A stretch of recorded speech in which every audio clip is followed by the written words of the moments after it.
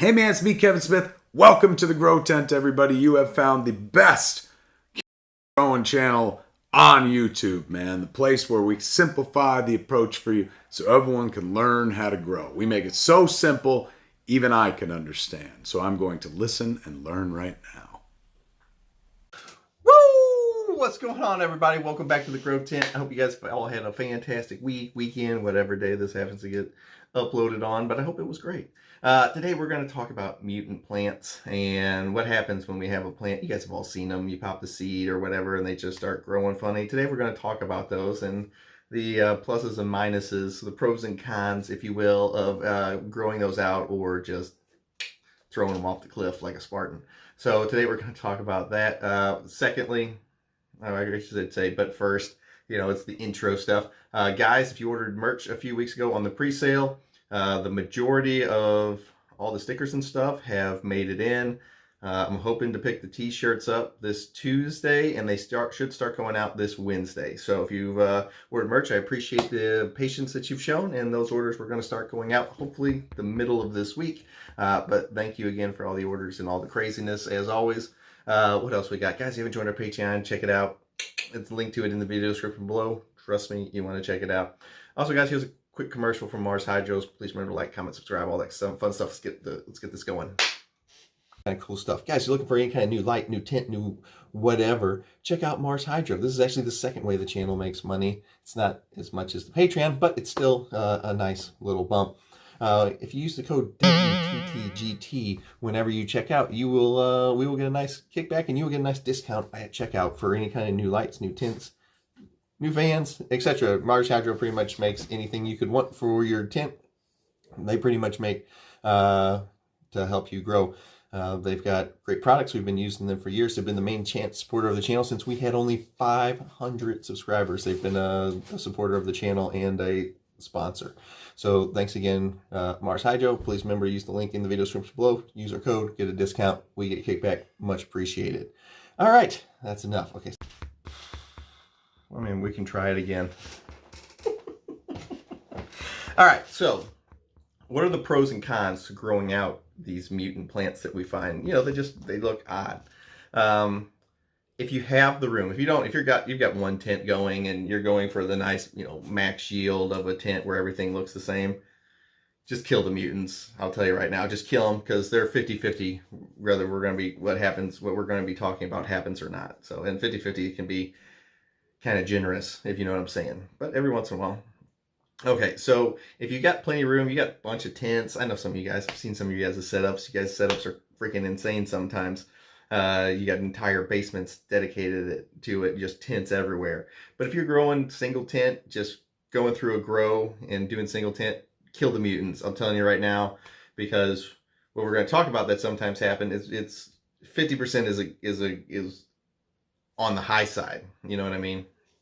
So if you've got tons of room, then I'll say push forward, don't kill it. You don't have tons of room, just kill them and go for your uniformity, and that's where you get your max shields from. But on the off chance that you do have extra room, I'm going to tell you, grow these mutant plants out. Some of the craziest bud structured, terpene flavor packed bud I've ever tried has come from some of these mutant plants, where it's just something about them, the structure of how the plant grew or whatever, something about that mutant DNA that is in those plants. Some of the bud that has come off of it has been insane.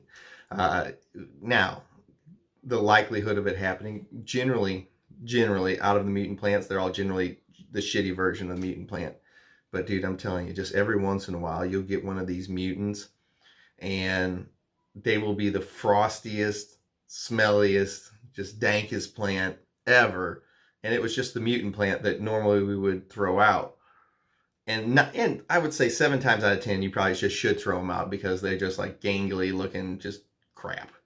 But every once in a while, you'll find a hammer and it's going to come down. And whenever it flowers out, you can kind of tell whenever you're in veg stage which kind of mutant it's going to be. They're going to be either just just this long, gangly looking mess of a thing that you can never really, no matter the amount of training you put into it, you never really get right. You ever have one of those where you're training and and you can just, it seems like you can just never get ahead of this plant. No matter what you do, it's the opposite of the outcome you want. Kill those. They're way too big of a headache.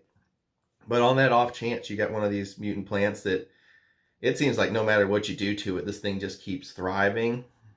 Those are the ones that I'm talking about. Those are the ones that you bring those things into flower and they become they go from mutant to monster. And I'm telling you right now, if you run down that path where you find one of those mutants that's going to become a monster, flower that thing out. Find the space for it, flower it out, because they're animals. Now, a lot of times when you have those mutants, there'll be one of two things. They're even going to be a freaking non-existent feeder, and you're going to be like, I'm not giving this thing anything, and the bud that is packing on there is just insane. Or the exact opposite will be true. I've never found one in the middle of the road like, oh, it just behaves like a normal plant and wants the normal amount of food. It either wants nothing or all of it.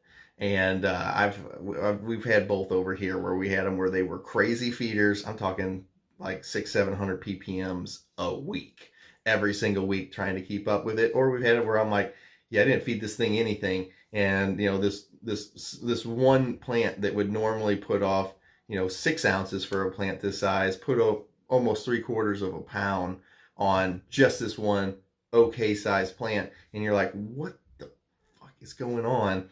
And then the bud looked like it belonged in a High Times magazine. You know what I'm talking about? It was just crazy. So if you, my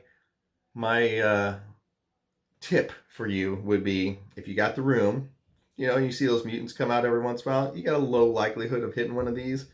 But if you do get one where it's just like, man, I got a feeling about this plant, this one that looks like a mutant and it's not like the rest, I got a feeling, grow those out.